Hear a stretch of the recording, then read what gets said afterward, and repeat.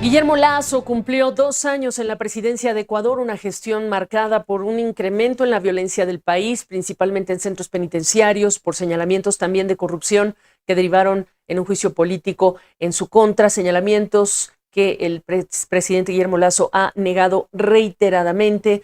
También el conflicto entre el gobierno y la oposición derivó en la llamada muerte cruzada, que fue la disolución de la Asamblea y la convocatoria a una nueva elección. Hay una nueva fecha, agosto 20 es hasta ahora la información. Pero ¿qué balance podemos hacer de la gestión de Lasso? Vamos a platicarlo ya con José Miguel Vivanco, líder de disputas y negociaciones de Dentons Global Advisors, exdirector de Human Rights Watch para las Américas. Qué gusto volverte a ver. ¿Cómo empiezas a hablar de esta gestión de Guillermo Lasso? Mira, Gabriela, el gobierno de Guillermo Lasso ha estado, yo diría, se ha caracterizado fundamentalmente por un entorno de polarización política muy fuerte. La Asamblea Nacional, desde el primer minuto, se ha convertido en el obstáculo principal para avanzar en los proyectos internos. Independientemente de la opinión que uno pueda tener sobre el programa de gobierno de Guillermo Lasso, lo cierto es que sí pudo y logró inicialmente aprobar una reforma tributaria importante, manejó bien todo lo que representó la pandemia, pero todo el resto de los proyectos, incluyendo en materia de seguridad, no ha contado con el apoyo de una Asamblea Nacional controlada en buena parte por el correísmo y que se ha propuesto simplemente bloquear todas aquellas iniciativas que políticamente le puedan resultar beneficiosas al gobierno actual. Entonces, en ese contexto de una profunda polarización, la gobernabilidad de Ecuador bajo la administración de Guillermo Lasso ha sido un tema, una cuestión que no, hasta el momento no se ha logrado estabilizar, y la prueba de ello es la crisis política de los últimos días, incluyendo, por supuesto, el uso de la figura de la muerte cruzada.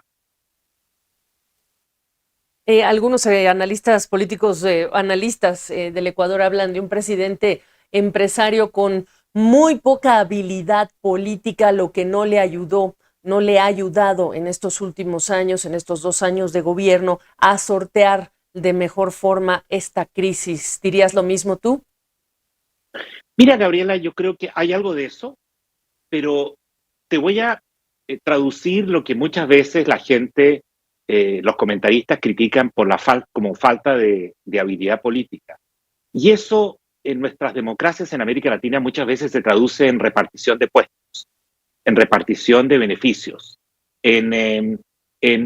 digamos, en esfuerzos por cooptar a distintos sectores políticos. En el caso del presidente Lasso, ha habido momentos en que incluso sectores de derecha dura, social cristianismo, se han aliado con el correísmo para hacerle oposición y tratar de desbancarlo, de tumbarlo. Entonces, en ese contexto, creo que Lasso se ha mantenido firme en el sentido de que él va a gobernar, pero sin repartir lo que usualmente se reparte en gobiernos latinoamericanos y que muchas veces lleva al desprestigio de la política. Y creo que esa fórmula ha demostrado no ser lo suficientemente eficaz como para lograr romper con esa oposición tan recalcitrante. Lo interesante además que lo dices, hay que reconocer que muchos analistas de mercado incluso hablaban de un desafío que están viviendo otros países, no solamente el Ecuador y no solamente la administración Lasso, y es la gobernabilidad, el desafío de la gobernabilidad. Por lo tanto, yo te pregunto, ¿qué esperas en términos de una estabilidad política, un mejor escenario una vez transcurran estas elecciones? Gabriela, está todo por verse. Podría regresar el correísmo. Efectivamente que ese es un escenario perfectamente posible.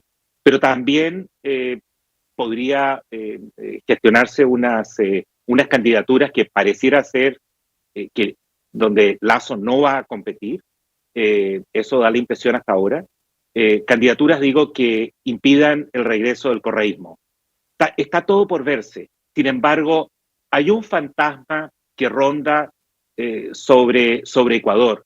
Y fue un periodo muy triste de una inestabilidad política e ingobernabilidad muy, muy seria, que afectó, por supuesto, profundamente la credibilidad del sistema democrático y que fueron 10 años, prácticamente 10 años entre el 97 y el 2005, donde Ecuador contó con nada menos que 10 presidentes. Eso creo que demuestra la, la, la,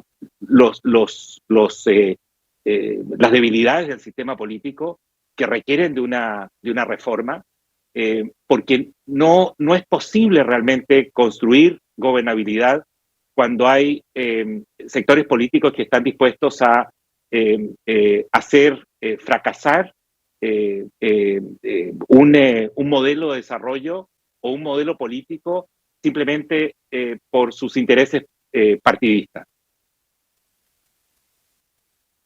Y lo triste, José Miguel, tú lo sabes muy bien, es pues todo esto tiene un impacto para el progreso y los pendientes urgentes que hay que atacar en términos económicos y sociales, políticos en ese país, esta situación institucional. Gracias por esta oportunidad, gracias por esta conversación, José Miguel Vivanco, gusto verte. Muchas gracias a ti, Gabriela.